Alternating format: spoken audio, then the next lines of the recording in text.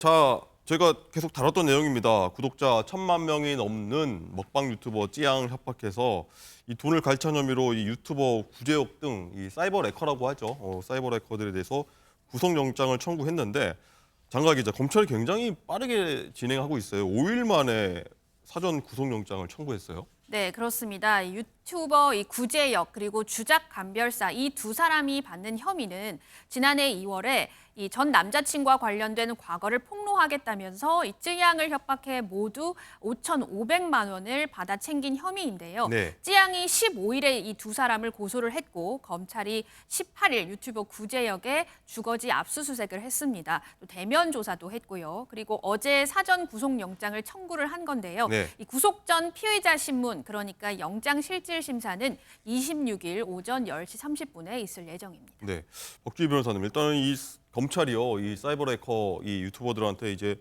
압수수색도 했고요, 12시간 넘는 고강도 조사했다고 하는데 굉장히 신속하게 좀 이루어지고 있는 것 같은데 조간신문도 굉장히 이 사건을 많이 다루고 있거든요. 일단 구속 수사하겠다 이런 의지가 큰 것 같습니다. 네, 이게 굉장히 사실 이례적인데요. 일단은 수원지검 같은 경우는 고발장이 접수된 지 하루 만에 이 수사에 착수를 했고요. 네. 또 이송된 지 3일 만에 압수수색을 했는데 이제 사전 구속영장까지 청구를 했다라는 것 보면 검찰에서도 이 사건에 대한 수사 의지가 굉장히 강하다 네, 이렇게 뭐 볼 수가 있는 검찰총장까지 지시를 건데요. 했다고 하죠. 네, 뭐 사이버 레카들이 뭐 저지르는 범죄라든지 이 심각성에 대해서 검찰도 충분히 처벌의 필요성에 대해서 인식을 하고 있는 것 같습니다. 네. 말씀하신 것처럼 이원석 검찰총장도 이 사이버 레카들의 2차 가해라든지 아니면 명예훼손적인 이런 중대한 범죄에 대해서는 구속 수사하라 이렇게 지시를 했기 때문에 앞으로도 좀 적극적인 수사가 이루어질 것으로 예상이 됩니다. 네. 근데 최근 4년간 이 유튜버들의 인터넷 명예훼손 뭐 이런 사례들 좀 보니까 대부분 좀 솜방망이 처벌에 그쳤다라고 하는데 혹시 이번 것도 뭐 처벌 수위는 낮다 이렇게 봐야 됩니까? 어떻습니까? 사실 사이버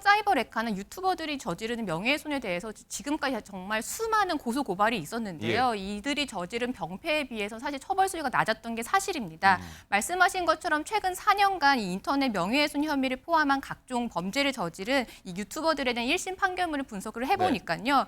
19명 가운데 징역형을 선고받은 사람은 6명에 불과했고요. 나머지들은 벌금형이었습니다. 그런데 이마저도 이 징역형을 받은 사람들도 다른 혐의까지 더해져서 징역형이 나온 거지 명예훼손만 따졌을 때는 한 명만이 징역형을 받았고 나머지는 다 벌금형이었고요. 또 벌금형의 수위는 사실은 평균액이 230만 원입니다. 그런데 이렇게 사이버 레카들이나 유튜버들이 이런 자극적인 영상이라든지 아니면 허위 사실 영상을 배포하는 이유는 사실은 궁극적인 이유는 수익 때문이거든요. 수익은 또 엄청나지 않습니까? 네, 굉장히 수익이 많은데 벌금형이 너무 낮다 보니까 이들이 판단을 하기에는 오히려 처벌을 감수하고서라도 이 수익을 얻는 게 오히려 낫다라고 판단을 하는 거죠. 그래서 사실은 이들의 이런 행태를 멈추기 위해서는 강력한 처벌도 필요하고요. 추가적으로 이들이 이렇게 벌어들인 수익에 대한 환수 조치도 좀 필요할 것 같은데요. 검찰총장도 이에 대해서 이제 강력한 수사 의지를 보인 만큼 이 부분에 대해서는 사실 좀 법원에서도 실질적으로는 사실은 좀 무거운 처벌이 이루어져야 될 것 같습니다. 검찰이 어느 정도 좀 구형까지 갈지도 한번 저희가 봐야겠네요. 그리고 장가 기자, 이런 얘기도 있습니다. 이 찌양이 유튜버 구제혁에게 자신의 정보를 넘긴 당사자로 이 전 남자친구의 변호사를 지목했는데 이 해당 변호사가 또 자신의 블로그에 또 입장을 밝혔다고요? 어떤 내용이죠? 네, 그렇습니다. 이 해당 변호사는 지난해 11월 한 언론사의 법조 전문 기자로도 취업을 해서 일을 또 하고 있었습니다. 기자였습니까? 그렇습니다. 기자이기도 했습니다. 자, 그런데 논란이 불거지면서 지난 19일에 언론사에서 해고가 됐습니다. 자, 이 변호사가 찌양의 과거 이력들을 유튜버 구제혁에게 넘겨주는 일이 알려지면서 이 품위 손상 그리고 이 회사의 명예가 실추됐다는 이유고요. 이 변호사는 말씀하신 것처럼 자신의 블로그에 입장문을 냈는데요. 이유를 막론하고 미안하다는 생각이 든다라고 했습니다. 하지만 사실과 다른 부분도 많아서 좀 씁쓸하다고 했는데요. 앞으로 자신은 무료 법률 상담과 또 법률 사각지대에 있는 분들에 대해서 소송 구조 활동을 하겠다면서 좀 낮은 자세로 임하겠다라고 자신의 의견을 밝혔습니다. 자, 이 쯔양 측이 유튜브 방송을 통해서 이 변호사가 이 구제혁과 통화한 녹음 파일을 공개를 했었는데 이 변호사의 목소리 한번 들어보시죠. 그런 게 있더라고요. 그 탈세 신세. 쯔양이요? 예전에 찌양이 동대문에서 유흥업소 뭐 거기서 일했던 것 같더라고요. 룸사롱? 예, 참 별일이 다 있습니다.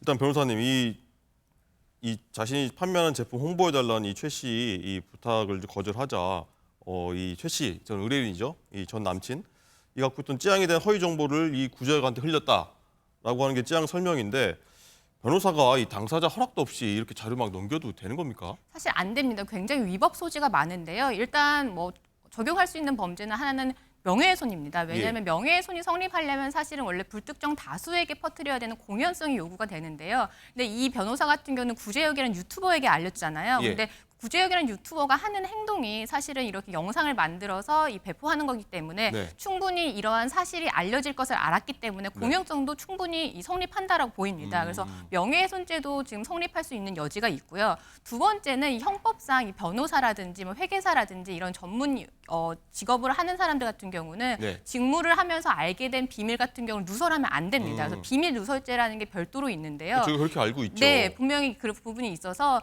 이 본인의 의뢰인이 아니었다고 하더라도 찌양의 본인의 의뢰인이 아니었다고 하더라도 업무를 하면서 알게 된 비밀이기 때문에 이 부분을 누설했다라는 부분에 있어서 비밀 누설죄 적용도 가능합니다.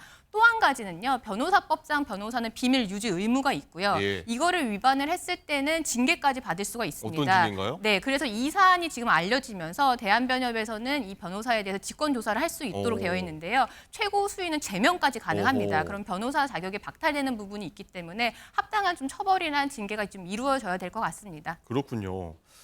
자, 그리고 장 기자, 또 하나가 있습니다. 유튜버 관련돼서 이 찌양 협박한 의혹 받고 있는 유튜버 저희 또 많이 다뤘습니다. 카라큘라라는 데인데 사건 많이 다뤘죠, 그분이.